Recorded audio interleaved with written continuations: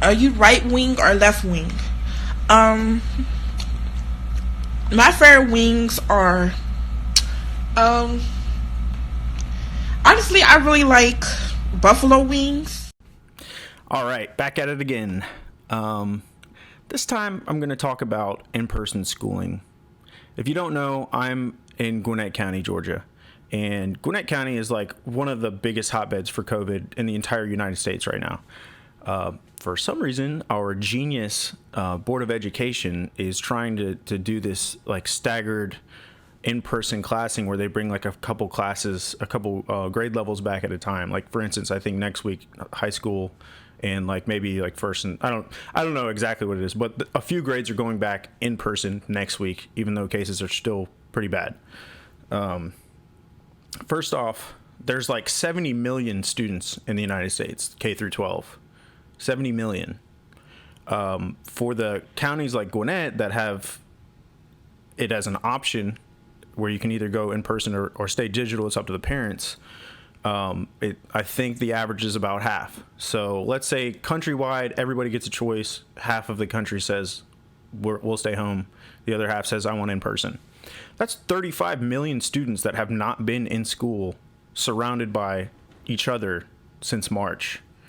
We've seen the numbers with kids out of school, like pretty much since really early time in this entire pandemic.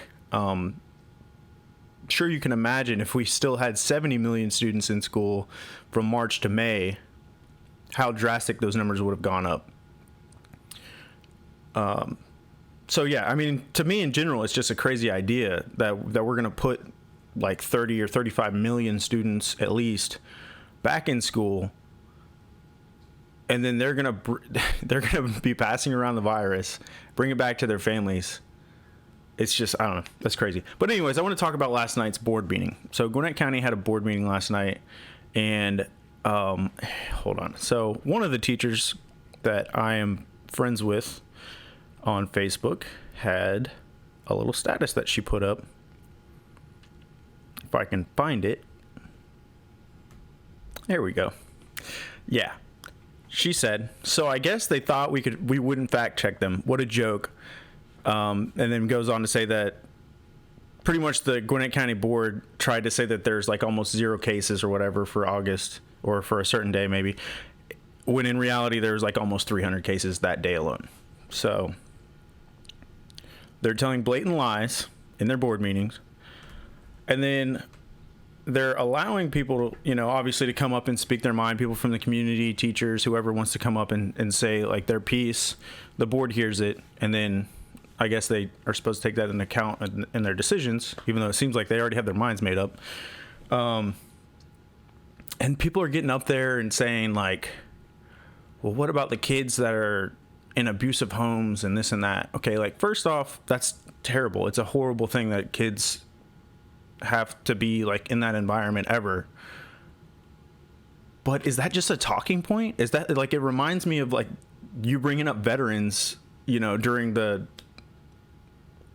Kaepernick kneeling. It's like, is it just convenient for you to bring that up right now? Because I don't remember anybody having a problem with that, while school was going on. I don't remember anybody saying like, oh, well, we need to have more after school programs because there's so many kids that go home to abusive life. Like, did you give a shit about these kids going back to abusive homes like before it became this argument about whether they should go to school? Like, it just seems like a talking point to me.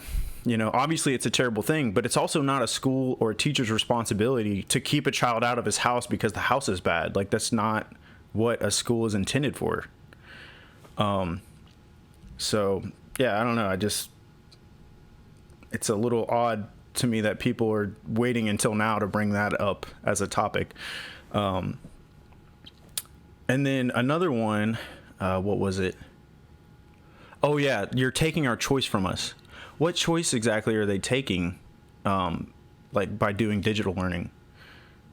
Because you don't really have a choice regardless. Like truancy, if they were in person, you couldn't say, oh, well, I don't want my kid to stay home from school. Like, I don't want my kid to not go to school at all. Like, you can homeschool your kid, you can put them in a charter school or whatever, but Like, if your kid is supposed to be in a public school, you can't just be like, oh, yeah, you don't have to go to school today. That's truancy, and some states actually enforce it, and that you can get locked up for that. So, like, what choice exactly are you losing here? Because it's not like you just get to do with whatever the heck you want exactly in the first place. So, I don't really get this, like, you took my choice away from me argument either. So, yeah, I don't know. It doesn't really make too much sense to me why we think it's a good idea to put at least 30 or 35 million kids back in school right now, when in-person is doing fine. Like, my wife is a teacher, obviously she's surrounded by a lot of friends that are teachers. My mother-in-law is also in the school system, and they seem to be doing well with digital learning. It's not ideal. We also have to deal with it too, though, like, just because my wife does digital learning, like, she's digital learning from her classroom at her school. She doesn't get to stay home and, like, just watch our son. We still have to figure out, like, who's going to watch our kid for us. And for us, it happens to be her grandparents. So her grandmothers watch our son.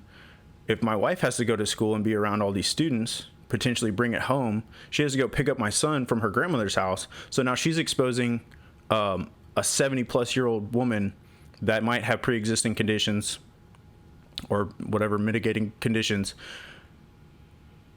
and she doesn't have a choice in that. Like, is that fair? You already have to figure out what to do with your kids, for the summertime. It just seems like kind of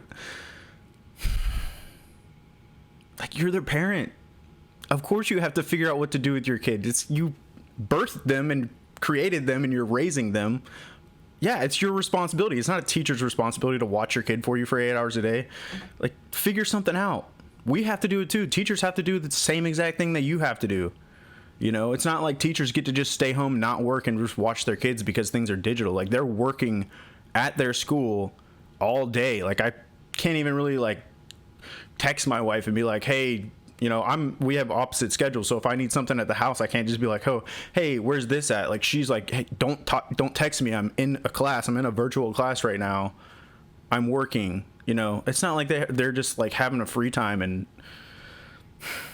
yeah, I don't know. I feel like people aren't really thinking about all of the different angles. So obviously it's easier for me to say that because I'm surrounded by teachers all the time. So obviously I have a biased perspective on it, but just in general, the idea of seeing this, like, second wave come up and thinking it's a good idea before we've even gotten the second wave, before we've gotten a vaccine or, like, any kind of reliable cure treatment, to say, okay, let's go ahead and throw 35 million students back into in-person classes and think that this isn't going to end up badly. So mark my words, we're going to go back in person over the next couple weeks, and then cases are going to spike, hospitalizations are going to spike, deaths are going to spike, people are going to die because of this. A lot of people are going to be hospitalized because of this. And guess what's going to happen? Digital learning. So I guess enjoy, like, I don't know, give it a month or so. Enjoy your month of forcing kids to go back to school in person and getting people sick.